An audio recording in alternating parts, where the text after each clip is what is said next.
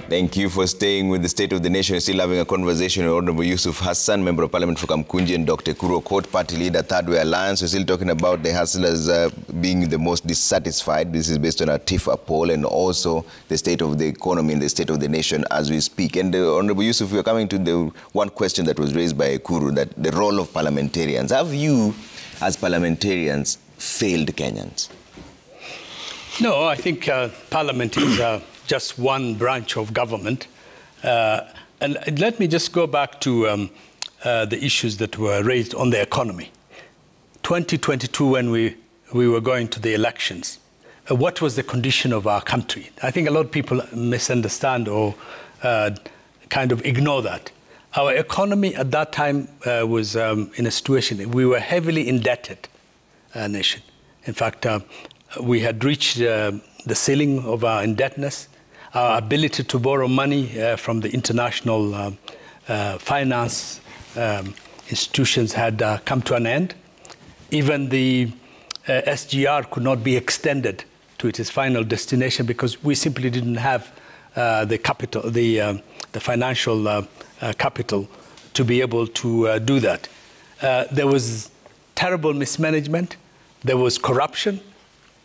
There is still corruption, and there was a terrible dissatisfaction with the political leadership. So what I've been trying to express here is that it didn't really matter which party would have come to power in 2022. The conditions of our country were such that our economic policies were flawed and our economy was in the ICU. So both political parties offered options. One was seen to be part of the problem, and the other one was able to sell itself as a new movement that will make a difference. But the reality, if you are aware of our economic condition, is none of those political parties had policies that would make a major difference in our economic situation, other than what is happening now. Being in the IMF, we're now subject to IMF conditionalities. We're going through structural adjustment, which are very painful, imposed as a result of our own terrible economic situation. And this is the conditions in which we're in at the moment. Our shilling is falling, and it's not a question of supporting one government or one political party. I'm not a member of the government. I don't speak for the government. So what I'm saying is that the conditions in which we're in are much deeper than anything a political party or political leader can do within the short term. This is the realistic position, which is creating this terrible dissatisfaction because the so-called hustlers bought into a particular type of narrative, which is that, yes, we know what our problem is, we can fix it, and we're going to fix it the day we get into office. Okay. That has not happened. So naturally, there will be a lot of dissatisfaction. Okay. It's not a question of whether a political party lied or a political leader lied or not. It is a question of the fact that given where we had come from, our economic conditions, we were going to be in an economic crisis for a particular period. And this is happening now. And we are only now beginning our structural adjustment implementation. It will take time. It may be 2024 or 2025 or beyond. And I think the president is a seller of good news. What he has said the other day is that, in fact, we have undertaken some of those changes. And should he be a seller of good news or a realist? He should be, because otherwise he would not be the president of this country. So you're saying people don't like the truth. That's what you're trying to say. Yes. But even in 2022, what I'm telling you is that our condition was so bad that nobody was willing to speak about it. And that's why they bought into a promise. That promise is not going to happen for a while. Because our economy needs to be turned around. Trevor. And I'm not so sure whether the current leadership is in a position to turn it around.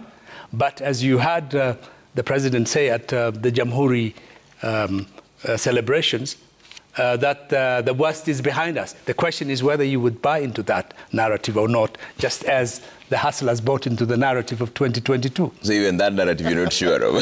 Guru, this is an interesting thing. Is very, very diplomatic and kind. You should just say that Kenyans were lied to. You know, I'm just reading here a message from a very good friend, a fellow lawyer, former ambassador, and he's saying that our government has a contract with the people of Kenya. Okay? That this global economic nonsense is an admission that the rest of the world is doing better. So why are we not creating opportunities in our own country? You know? Yeah. So I think let's just be very honest, Trevor. I think if the president is a good salesman of this hope, he should also be able to tell us, okay, what is the real politic in Kenya today? Go back to the ordinary. I mean, and I'm sure Mheshimiwa Yusuf here knows very well. He receives, I'm sure, a lot of messages every day, yeah, or every minute, of people asking him to raise funds for schools, for hospitals, for food, for basic things, okay? And I think what is increasingly now becoming apparent, Trevor, is the fact that our government is becoming, the image we are getting out there is that we are giving excuses after everything. You see, remember, it is the same government that Honorable Yusuf is trying to excuse that came up with timelines. That by due date, by this, we'll do that. Those promises are still continuing. Meanwhile, the ordinary Kenyan is actually suffering. No, look, even the fact that the president himself is lamenting about, blackouts, these are basic things. So why isn't there a solution? Why would we have blackouts at JKIA, honestly? Is that also a global issue? Or the fact that there's mismanagement within government? Why can't we have a thermostatic, generators? Once Kenya Power goes off, it is just, these excuses has to stop. Because otherwise, let's go back to the people and tell the people, you know what, I think we made a mistake, we lied to you. This is the real situation in the country. And we hope we can do ABCD. For example, why are we not being told how much do we actually owe the rest of the world? And how are we going to repay it? Because how will still renegotiate for Kenya's debt? I mean, we all did that. Yeah. During the COVID time, some of us who are paying mortgages, we went back to our banks and told the banks, you know what, the economic situation is this. Can you give me some, leverage? So why are we not discussing those possible solutions? Because I can renegotiate Kenya's debt going forward. But to keep on telling Kenyans that we have to pay when you are not even doing something about the economy itself. What industries, for example, is this government actually creating? Because borrowing is not developing the economy. Okay. Because I do believe, and I've said this, Trevor, many times in your show, in all our 47 counties of Kenya, there is an economic opportunity. And we can actually industrialize those economic opportunities. If I speak to my friends from Homa Bay, sometimes back in 2007, fishing alone from Fangano and Rusinga Island was pumping into our GDP about 7 billion Kenya shillings. 7 billion. Can you imagine if we industrialize fishing industry in Homa Bay? Lake Turkana, we joke. Okay, I like to joke with my friends that fish there die out of old age because there's nobody to eat. Because as nomads, who eat. But imagine if you industrialized fishing in Lake Turkana. You create jobs. Yeah. Very good. As of 30th September 2023, the public debt stock stood at 10.59 trillion. Comprising 5.67 trillion dues to external lenders, which is 53.5%, and 4.9 trillion due to the domestic lenders, that is 46.5%. This is according to the figures from the Controller of Budget. So this was released last Friday.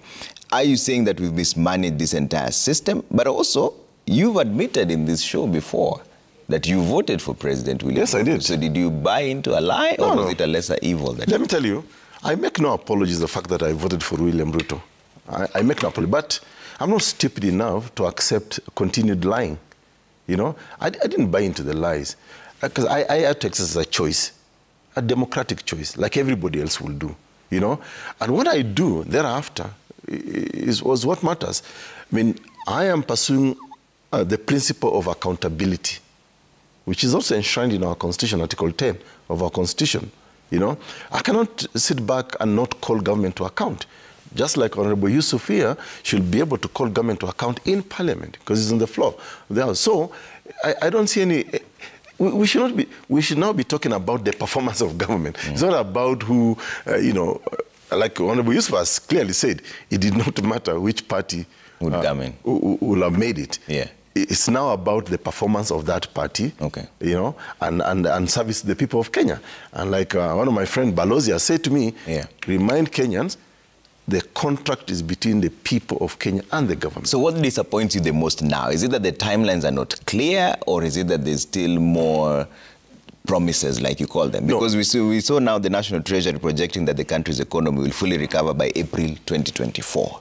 But the president speaking, but he was speaking in regards to the housing, he said that in 10 years' time, this country will be different. Though that the context was different, but are you disappointed that the timelines keep shifting, or is it their strategy? What disappoints you the most now? Both, because one, there is lack of truthfulness.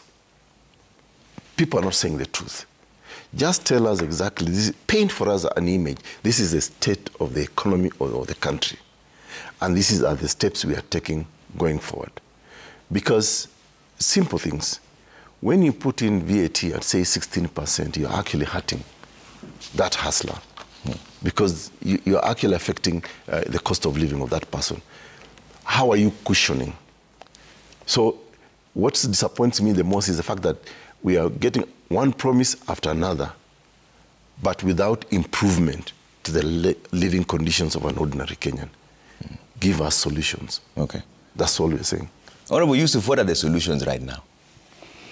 Well, I mean, solutions are to put the economy back on its feet, which means you should have a major austerity program to cut down on government costs. This is a big area that I think we must concentrate. It is to fight corruption, because corruption is bleeding our economy to death. Go head on to have no tolerance to mismanagement. For example, the Kenya power and lighting and this energy issue, for example, is one of the major problems that we face and that are hurting our economy. What action are you taking about the mismanagement? Why can't Jomo Kenyatta International Airport have efficient management, which can be answerable and be responsive to the needs of our economy, because it is a major strategic asset. And in this day and age, to have an airport which is prone to blackouts is just not logical. So there are some things that must be done to restore confidence. If there is corruption, what actions is the government taking? And I think I fully agree with the president on the issue of parastatals, in which he has now focused on. I'm not into the debate of whether they should be sold or not, but there are many parastatals that are really bleeding this country economically. There are offices that are run, that are spending taxpayers' money. You do not know what they produce. In fact, just yesterday, the government announced that they were pumping another 2.7 billion to reduce Kenya Airways debts. Kenya Airways, a loss-making agency, is partly owned privately. Why is the Kenyan taxpayer subsidizing Kenya Airways? So there are a lot of questions that one needs. We must be able to cut down, reduce our expenditure. External travel is one of them.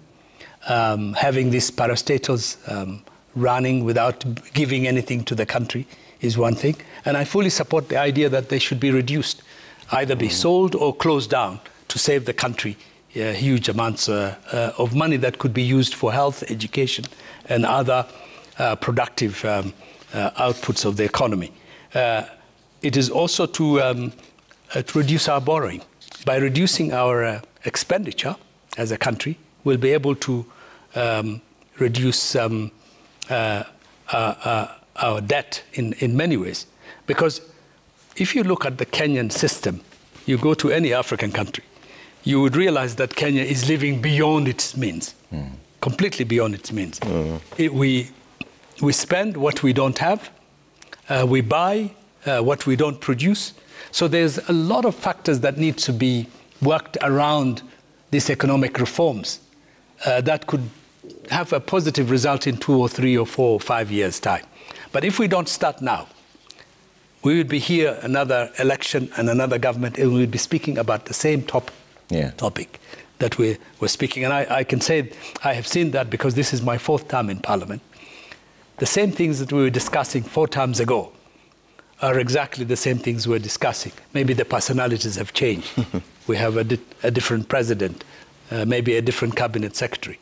But I think there's a lot that we can do to turn our economy around.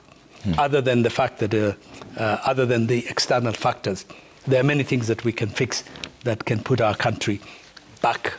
Trevor, I have a question for Mheshimiwa Yusuf. Yes. And also, as you ask the question, is it that because are we in this situation because we have unrealistic budget projections and collections from KRA? Absolutely. There is no, I mean, and I'm sure Honorable Yusuf maybe may comment on this because he's in Parliament.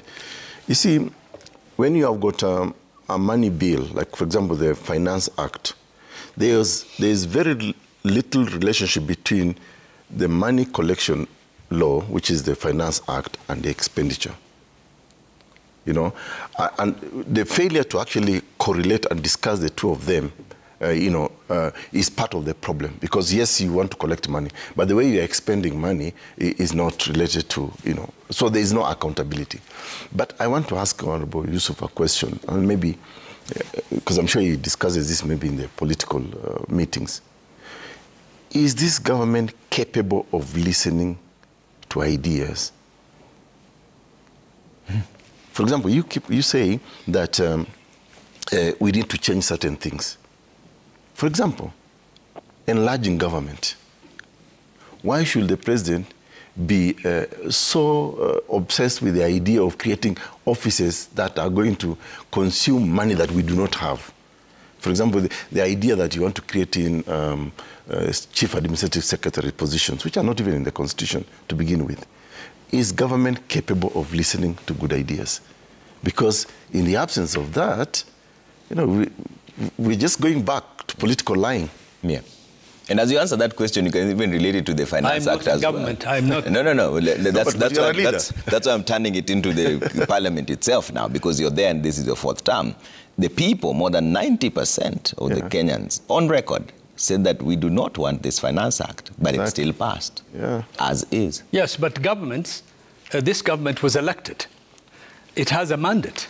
It is in office for 5 years. It can do whatever it wants to do in those 5 years. And it's up to the people after the end of those 5 years to determine whether they would want its continuation or its termination by the ballot. We are a democracy. But governments are given the mandate and the authority to do what they want to do based on their manifesto. And in fact, the issue of raising, for example, the housing levy was on the manifesto of Azimio, which I belong to, and it was also on the Kenya Kwanza manifesto. So these were things that the public had already bought into when they were voting. That is the assumption, I think, if I was in office, to say, we had this in our manifesto. We agreed. You bought into it. And I'm now implementing it. What's your problem? So I think, to a certain extent, the government is told every day about the dissatisfaction on CAS. CAS is not an issue that the government is not unaware of. It is just, but of course, the president also has his political team. There are people whom he went into election with and who elected him into office.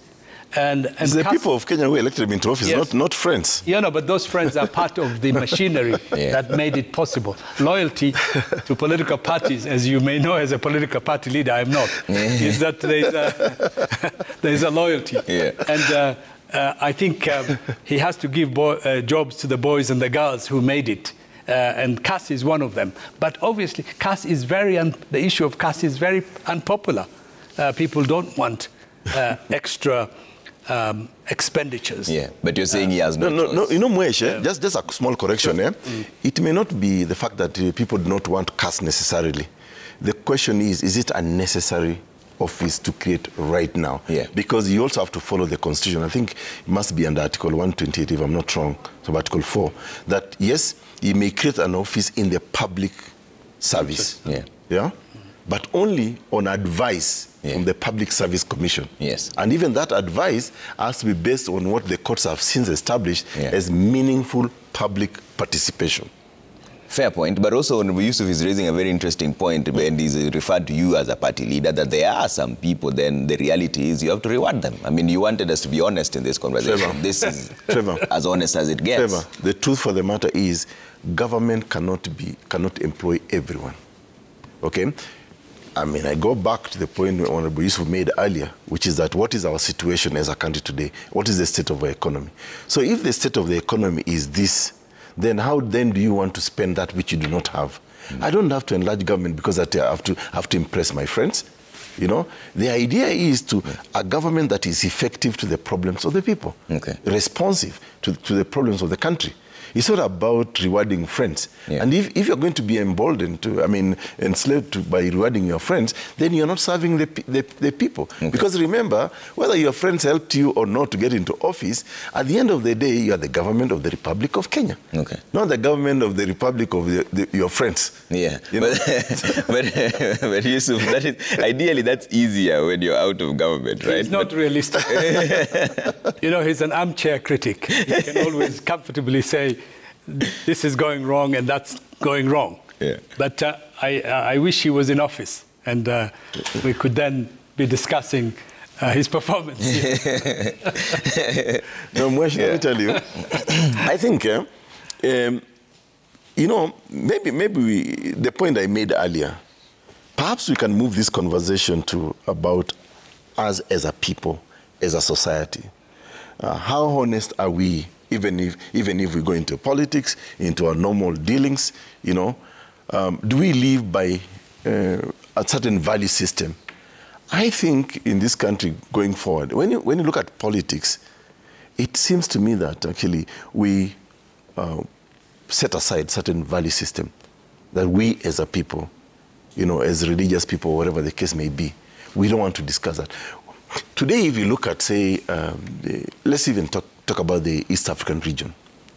How are Kenyans being perceived compared to, say, Tanzanians, Ugandans, South Sudanese, Somali, Burundi, Rwanda? You know, DRC Congo now has joined us, you know, as the other member, sixth member of the East African community. Why can't we go to our value system? You know, Trevor, I've said it many times. I know we like to talk about the rule of law, the Constitution, and all that, but I've always said we are a very pretentious country. If you cannot live by just the 10 commandments, if you're a Christian, 10 commandments, then why do we keep on questioning about 264 articles of the Constitution? You can live by the Quran and the other religious books. You can't deal with 10 commandments and now we're looking at 264. 10 commandments, or, you know, the teachings of, you know, the Prophet Muhammad and others. Then we keep talking about, you know, 264 articles of the Constitution. I think we need to go back to who are we as Kenyans?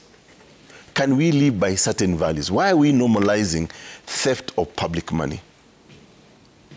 Today, if say I occupy a certain public office and then I'm accused of, I saw the other day, okay, I'm not excusing Margaret Nyakango, the controller of budget, but I saw the Kisii community came out in total defense. They did not want to interrogate, is it true what DCI is saying? Of course, there's also the suspicion, the timeliness of, you know, the arrest. Of charging her. Is it because of what she said at Bomas, the expose that she made? So I think there is need for us now to go back to our value system as a society, as a people. And honestly, that conversation is lacking. Okay. Because today, even our kids, when they look at, TVs and news, they think, oh, it's okay to be to go in politics and lie about it and then get into public office. Tomorrow you steal money, and then your community comes to defend you, or your political party, or your loyalist, as Mheshimiwa Yusuf says, will come to defend you. Yeah. I think we need to go back to basics, factory setting as a society. And there's something I'd like to hear from both of you. Honorable Yusuf, I'll start with you here. I'm looking at the control of budget report here, and the national government expenditure for the first 3 months of the financial year 2023 to 2024, total expenditure was 784.18 billion. Out of that, recurrent expenditure was 700.48 billion. Only 83.7 billion went to development expenditure. So are we dealing with a situation of theft or wastage? Because if we are spending 784 billion in 3 months, and out of that, 700 billion is recurrent expenditure, is this wastage or theft? Are we simply just too bloated as a government that there's too much wastage?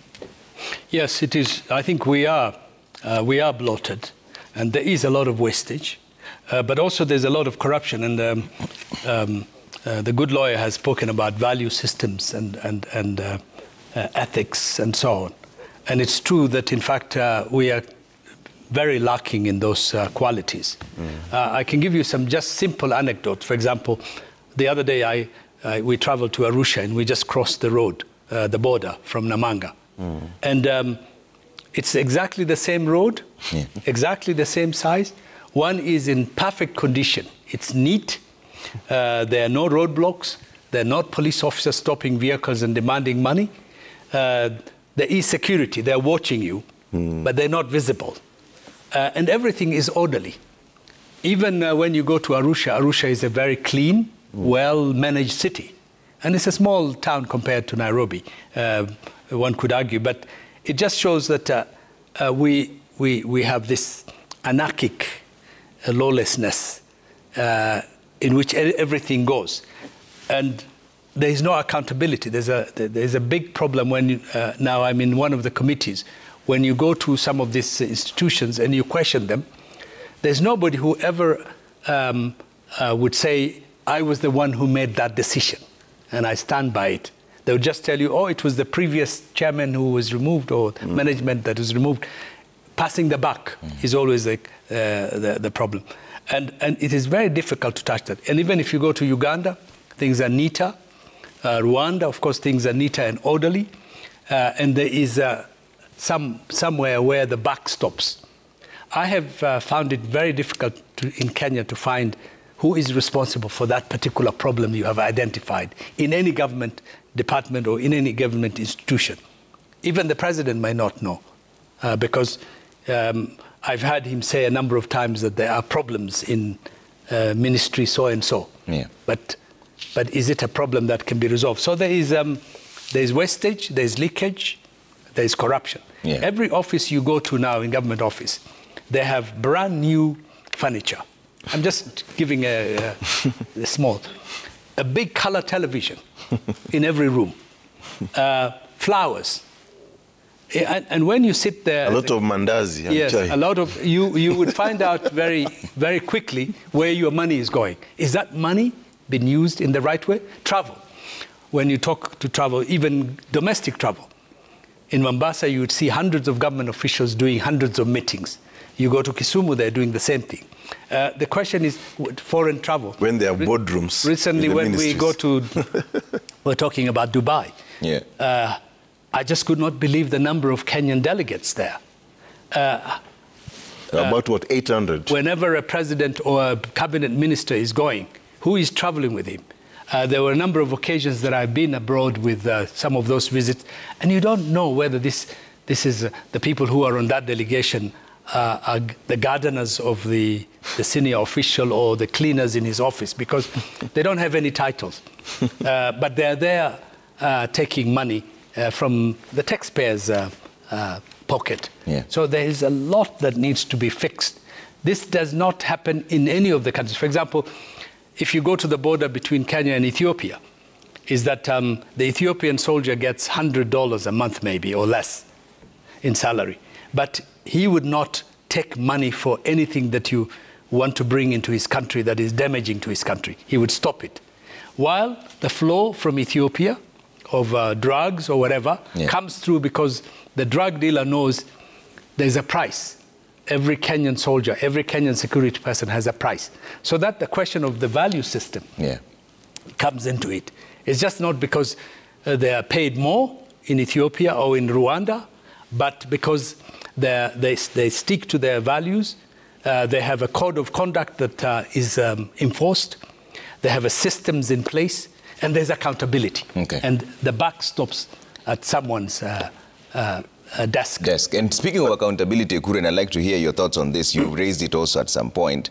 Ideally, what should happen now? We've seen even on the front page of the Standard that blackouts and Ruto cracks the whip. 3-time national blackout. Has this whip really been cracked? Ideally, what should happen at this point? It has not been cracked. Because you see, let me pick up from where Mheshimiwa Yusuf left.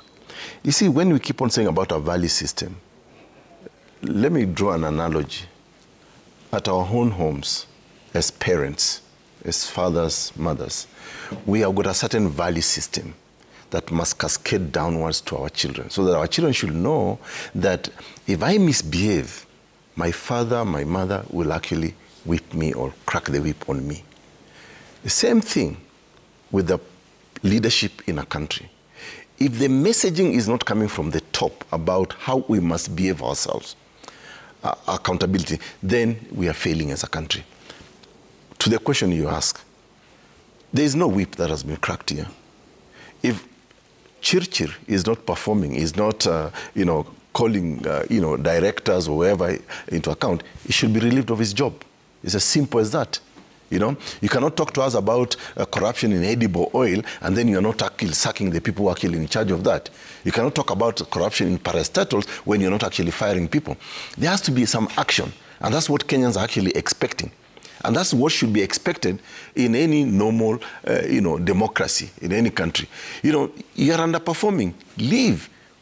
And I think this is why, personally, I believe now that Kenyans must now invoke Article 1 of the Constitution of Kenya that talks about sovereign authority that vests in the people to exercise that authority directly or indirectly. So if government is not performing based on the political promises they made, people should be able to fire this government. How would that look like? There are countries in the world that where an entire government has actually resigned because they are not able to perform. Our former colonizers, David Cameron, resigned because he was not able to. Boris Johnson and the rest. Again, go back to the value system. What really is our value as Kenyans? What value system do we as Kenyans actually ascribe to? Can we today be seen, it's like the way Tanzanians are generally seen as honest people. You see, Mwesh was telling you, as soon as he crossed the border from Namanga, there was order.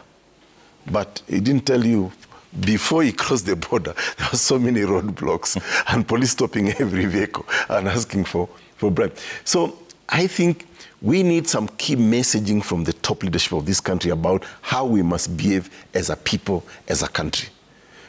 We are generally known as a corrupt people in the region. I mean, I have had the opportunity to walk around, in the continent. We are seen as a very corrupt people. We are wild. That's how we are known. We need to begin to correct that image. And our political leadership is not helping either. Trevor, one of the questions I've never been able to answer, and when I was working in Liberia, South Sudan, and a couple of other countries about the constitution-making process, and one of the things that we really praise us Kenyans for is on Chapter 6, the idea of leadership and integrity. That Kenyans want leaders that when they occupy an office, they bring respect to that office. But I was always asked this question: how is it that you guys elected 2 ICC suspects, charged with serious offenses of genocide, crime against humanity and all that? So I think we need to go back to the drawing board and have a very honest conversation as a people, as Kenyans. You know, what value system do you want to ascribe? Because all these things you see, corruption, this and that, even the retention of some individuals who have questionable characters in government, has to do with the character of our leadership. Okay. You know? All right. And let me bring in Yusuf on this. Honorable Yusuf, you know, is it fair for Dr. Kuru to expect resignations or firings after this blackout? And yet we've heard the ministers themselves say that this is a result of many years of mismanagement, that the transmission lines that were needed do not have the capacity to transmit the powers that they need. In fact, now they're thinking of load shedding, which essentially just means rationing. How should accountability look like in this situation where we've had 3 national blackouts? Trevor, for example, on shore power, sorry, Mheshimiwa Yusuf, we know, for example, that Ketraco lost a lot of money. If you take, for example, like Turkana wind power, you know, billions of money was paid to Ketraco and they never, finalized those transmission lines until a Chinese company came on board. Why didn't somebody who was in charge of Ketraco at that time being held accountable? And Kenyans lost billions of money in those transmission lines. That's what I'm saying. The more we don't take action, the more it's just kawaida, easy. Honorable Yusuf? Well, I think... how should accountability look like in this situation? No, I think we are a presidential system. We're not a parliamentary system. In the case of Britain, governments are taken to task from day one when they get into office, because they can be removed by a vote of no confidence. They're often forced to resign because of the pressures that bear on their political constituencies, comes from their political constituencies. But in our particular case, I think it is right to demand and to expect action from people who fail to do their duty. For example, we have been in load shedding for a while. I mean, every second day or third day in my neighborhood, there's no power. There's no KPLC power. KPLC has completely failed. And the leadership of KPLC, even the statement they issues is pathetic, it is incomprehensible, it's insincere, and it's an insult to the Kenyan public. And you would expect that in any normal society, functioning democracy, when a person fails repeatedly, that they should take responsibility. And even if they're not fired, they should do a favor for the appointing office, the appointing person, the president, to save him from embarrassment and step aside and say, look, guys, I simply can't do this job. I failed. We don't have that culture in this country. I don't expect it. The other thing is, I also don't expect the president to crack the whip and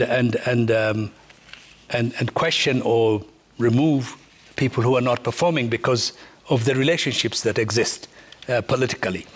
So what is to be done? I think in this particular case, it is up to the Kenyan public to put up the pressure when they feel dissatisfied. But the other thing I also noted is that the threshold of Kenyans in terms of tolerance to some things that are unacceptable in many countries is very high. I mean, there are many places where if there were blackouts of this kind every time, the public would react in a very strong way. In this particular case, apart from the tweets, the lamentations on the the armchair critics. Yes, there's really not much. So there is a problem in that sense. But of course, we should be concerned. We should be demanding the best from our institutions and our government.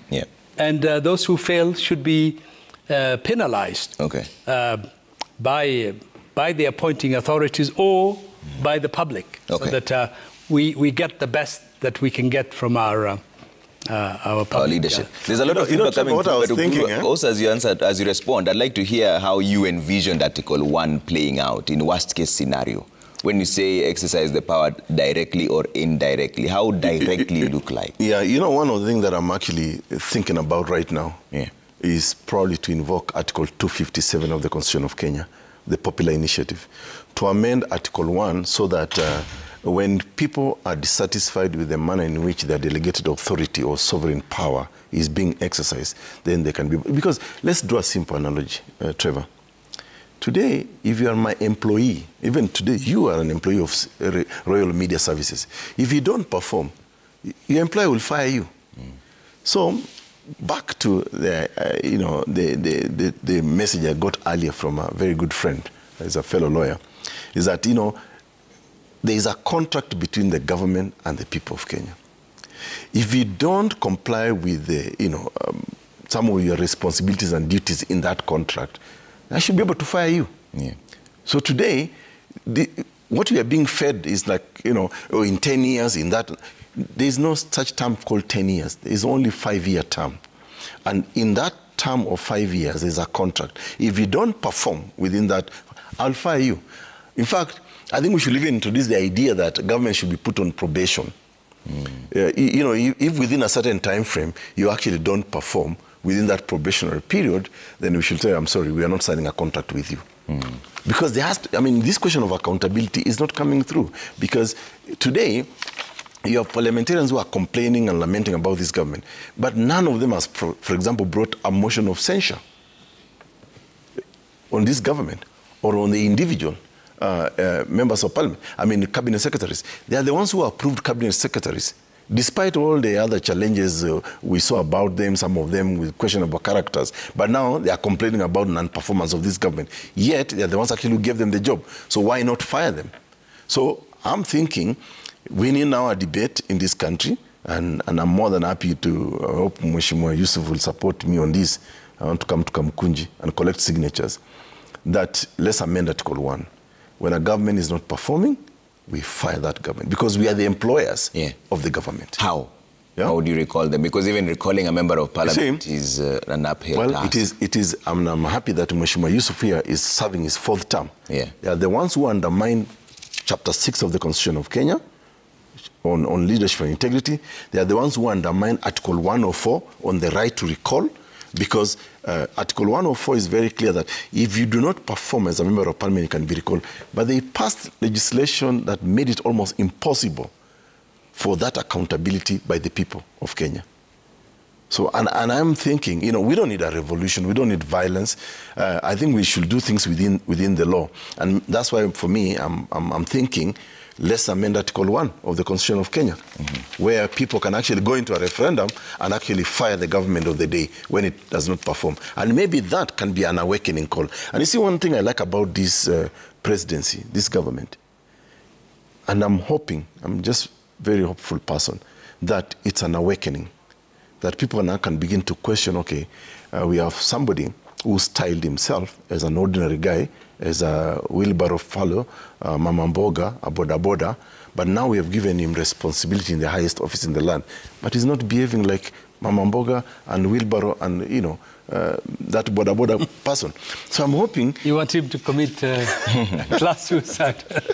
No, I'm just hoping, Trevor, this will now open up the eyes of Kenyans to begin to question political promises. So that if tomorrow Honorable Yusuf offers himself to run this country, people should not look at him as Somali, Suji from where, or Ekuru Aukot, Turkana, how many votes do you have? What numbers do you have? We begin to interrogate actually ideas. So I think you were running for president. At this particular situation, what would you have done? Oh, a lot. First of all, our debt is at 10.9 trillion, so we're at 53%. I will definitely renegotiate Kenya's debt. Okay. Because I don't think there's any government anywhere in the world that is broke. Government will pay at some point anyway. Okay. Yeah. I will run a very lean government. Okay. I will industrialize this country by invoking every economic opportunity, because I believe I've traveled in this country, all the 47 counties of Kenya. There is an economic opportunity everywhere. Okay. And I will not be a puppet of Western powers. Today, let me tell you, we can pretend it, and I'm not afraid to say this. We are a laughing stock, to be honest with you. People out there believe that our president has been captured by America, by the Western world. He speaks very well about, he studies himself as a Pan-Africanist, but his actions are totally different. I mean, I don't want to comment about this because I'm a petitioner. For example, the question of Haiti is a very bad thing for us as a country. You know, we are buying into invasion of a black nation when, let me ask you, Trevor, can't America, Canada, or France not afford 1,000 soldiers or policemen to Haiti? I don't want to talk about it much because I know we have a judgment coming on the 26th of January. Active case. But some of those things are really making us look, we are being laughed at.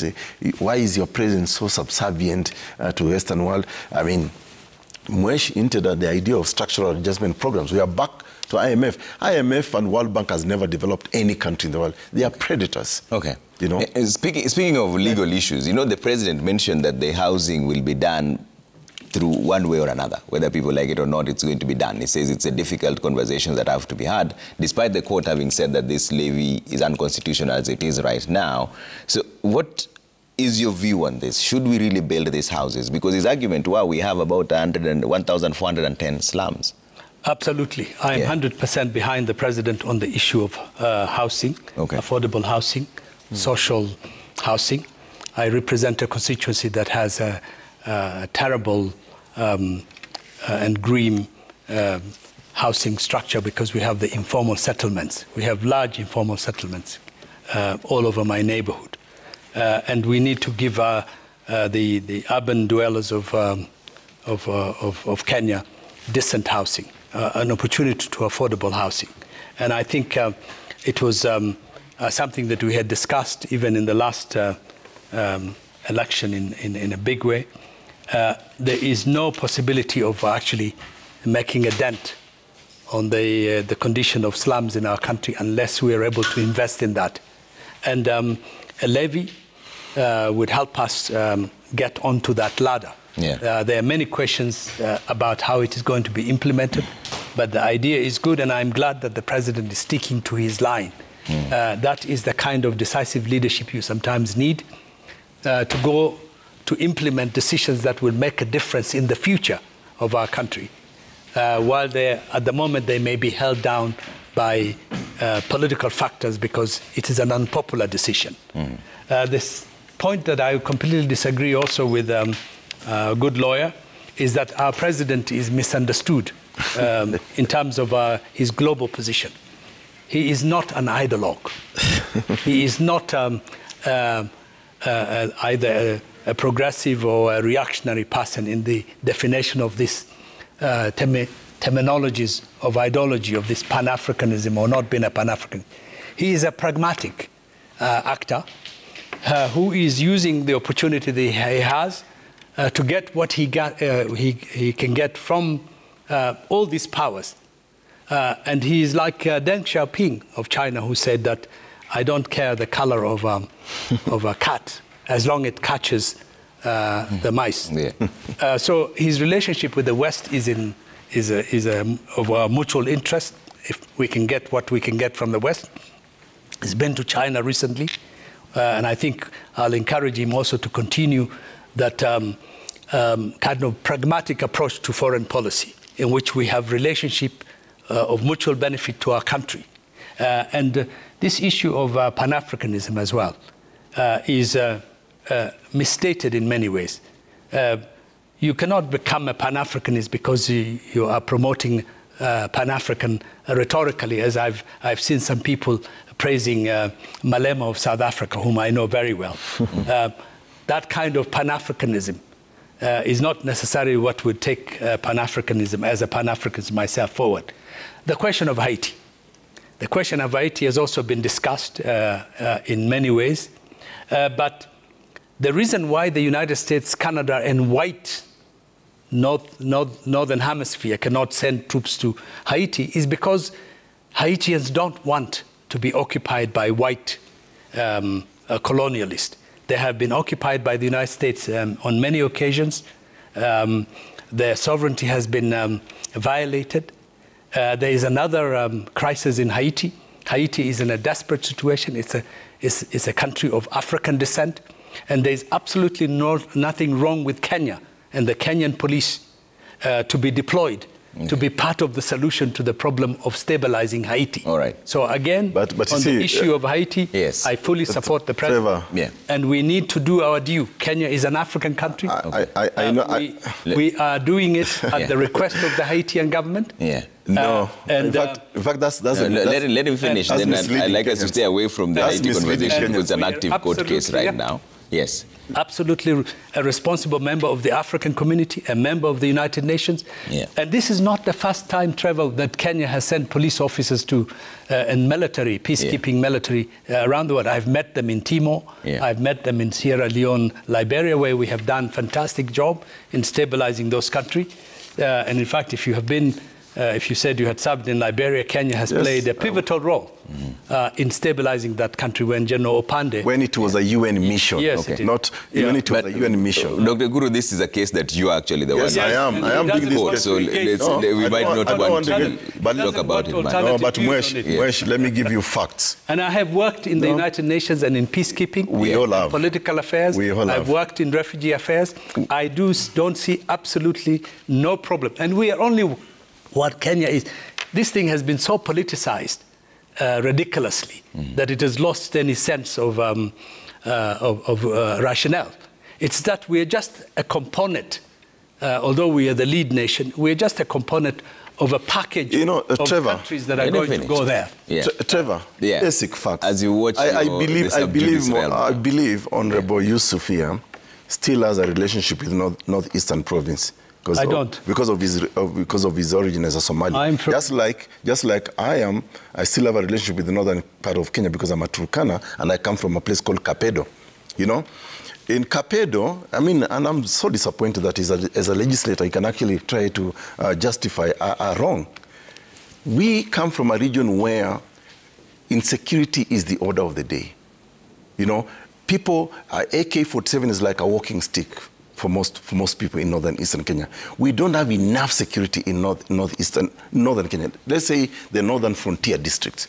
Yeah, we can pretend. We come from Nairobi, we live in Nairobi, fair enough. But let's also look at our own country. In our own country, we don't have enough security.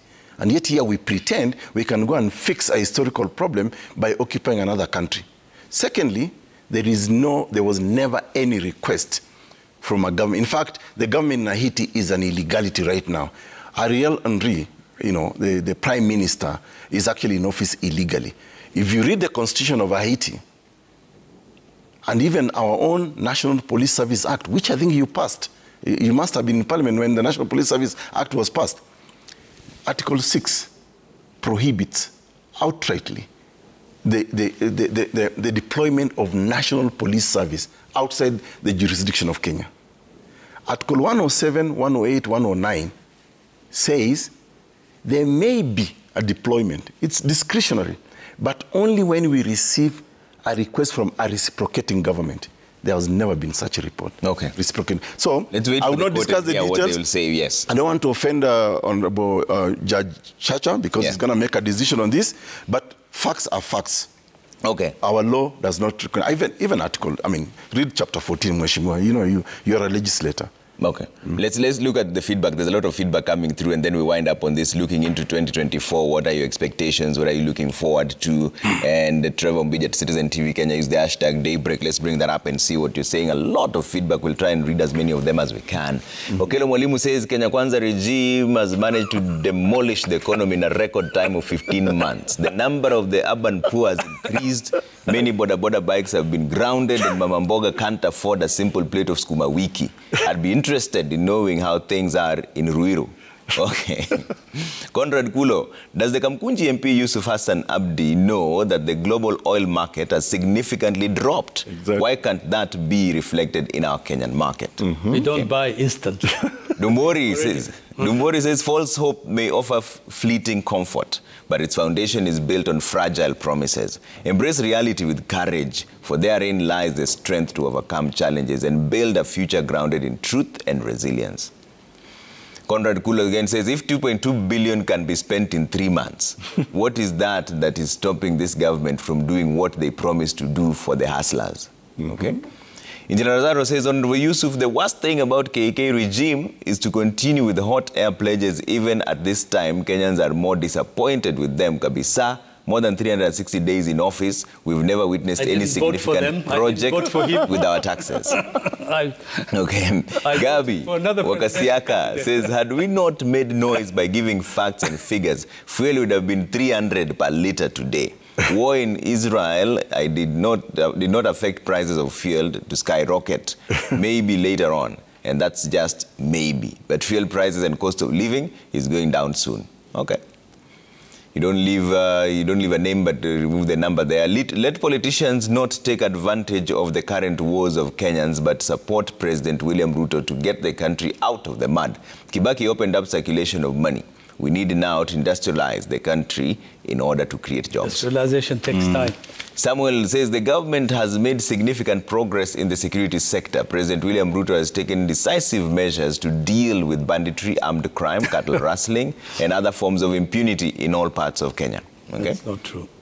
Sawe says the president manipulates Kenyan sentiments, catering to what they want to hear to foster temporary happiness, selling hope with minimal results. The actual state of affairs is worse than is disclosed. The promises must cease. Sir Nixon says the aim of Kenya Vision 2030, which was launched in 2008, is to create a globally competitive and prosperous country with a high quality of life by 2030. Dear KK government, kindly note that the year 2030 may get you in power. Okay? Leonard Masika says, I'm sympathizing with politicians who are supporting KK government. What will they really tell Kenyans to come 2027? Because all of us have now taken back our ears and began listening to what His Excellency Uhuru told us. We are experiencing his prophecy. Oleshonko says the rising cost of living in Kenya is a burden that many are struggling to bear. It's time for a collective effort to find sustainable solutions, ensuring that every citizen can afford the essentials. Okay, Honorable Yusuf, looking into 2024, what do you aspire for? What are you looking into? What are you hoping going forward? From the government side, from a personal level, whichever one. Well, I think as we enter a new year, I'm hoping for a better year than 2023, both in terms of positive economic results, improvement in our economy, improvement in the lives of ordinary Kenyans who are suffering under the current economic conditions. And of course, the revival of the economy would be a win-win situation for everybody. So I hope that next year would be a better year than 2023. And for you, do you think privatization is the way to go? No, I've never been in favor of privatization. Okay. I think people are, you're mixing things. Okay. I'm not interested in continuing to support loss-making parastatals. Okay. So what do we do with them? If we can sell them and there is somebody who is willing to buy a loss-making parastatal, well and good. But I don't think we should continue to sustain them using taxpayers' money. That money could be better spent in building classrooms, in building clinics, in improving the conditions of ordinary Kenyans. That's my point. The question is that what do you do with them? So I think some people have come up with the idea of selling them. Okay. Some of the parastatals that have been put onto the market, in my humble judgment, are not a problem. They are strategic assets that are making money, like the Kenya pipeline. I don't favor the sale of parastatals that are making money. Yeah. I favor the closure or the sale or whatever you want to do with them of parastatals that are not performing, that are of no use to this country. They're a loss, and they have been subsidized by the taxpayer. Yeah. Fourth term in Parliament, that's a solid 2 decades. What disappoints you the most and what makes you happy? Well, I'm disappointed about how the fact legislature has worked. Yeah, the conditions of my constituents whom I serve have not changed as fast as I would have wanted. And it is as a result of the performance of various governments that the housing conditions, the health conditions of many of my constituents. But I'm always there with them. I aspire to push their aspirations. And every 4 or 5 years, we have incremental changes that I feel that are making a difference. For example, in the issue of education, where I have put a lot of emphasis in. We have expanded education opportunities in terms of our secondary schools. We have built a technical college. We're sending more children to universities. We're giving them more bursaries to communities from very poor and needy backgrounds. And so in some ways, I'm seeing incremental developments that have an impact. But at the same time, there would have been major changes. For example, a significant percentage of my constituency consists of youth. There is a lot of unemployment, dissatisfaction and frustration among those young people. I would want our economy to grow so those youngsters can get jobs, can have productive lives, and can contribute to the economy of our country. But as long as our economy is in the doldrums and is mismanaged, there's corruption, there's nepotism, I am very unhappy with those kind of setbacks that are pulling our country down. But of course, as I've said, that they're also, it's a question of whether the glass is half full or half empty. There are incremental achievements that I have been able to implement as a member of parliament that I see are helping quite a number of youngsters from a neighborhood to move upwards and get decent education and get jobs. All right. Ekuru, what are you looking forward to 2024? I think what I'm looking forward to is perhaps the government can actually go back to the drawing board, just speak to Kenyans honestly about the state of the nation, the situation we're in economically or otherwise. I'm looking forward to a reduction of the many lies, political lies. I mean, at least if you can't lie, reduce them. Stop. If you can't stop lying, at least reduce the lying. I think if government can actually recalibrate itself and go back to the drawing board and say, paint the right picture for Kenyans. Now, give us real hope that you're actually doing something about it. I think I'll be happy, I'll be comfortable. But I think the situation as it is right now, with the government not being honest and not being accountable to the people of Kenya, because right now the truth for the matter is, and I know Mheshimiwa Yusuf may definitely differ with me on this, that the legislature, National Assembly, has been captured. I mean, Parliament has been captured by the executive. It's actually an appendage of the executive. I hope that in 2024 we can see a very independent Parliament that actually pursues the three cardinal responsibilities of representing the people that sent them there, calling the government to account, and passing legislation that is actually good for society, not good for government, not to please the executive. I'm really looking forward to that. And with that, I think we can talk over democracy. A functioning democracy. Will you be bringing in a referendum at some point? I'm working with my team and I'm meeting them this weekend. We are definitely going to make a proposal because just like the headlines here talk about dissatisfaction. We need to find a solution for Kenyans. And one of those solutions in the people's voices, the people being able to speak about the kind of government they want. Yes, hope was sold to us in 2022. That's fine. That's water under the bridge. Now we want to see a government that is actually functioning, performing, responsive to our problems. If it is not, then we must have a say. We cannot be forced, we cannot be forced into a marriage if the marriage has broken irretrievably. Will you be running for president in 2027? People say it's too early, but I can ask that question. It is on the cards. It is on the cards, all right. Thank you, gentlemen, for making time this morning. Honorable Yusuf Hassan, Member of Parliament Kamkunji, and Dr. Kuro Court, Party Leader, Third Way Alliance, thank you so much for being part of the final show. I hope Honorable Yusuf will support me. Maybe he'll vote for you. If you decide to run.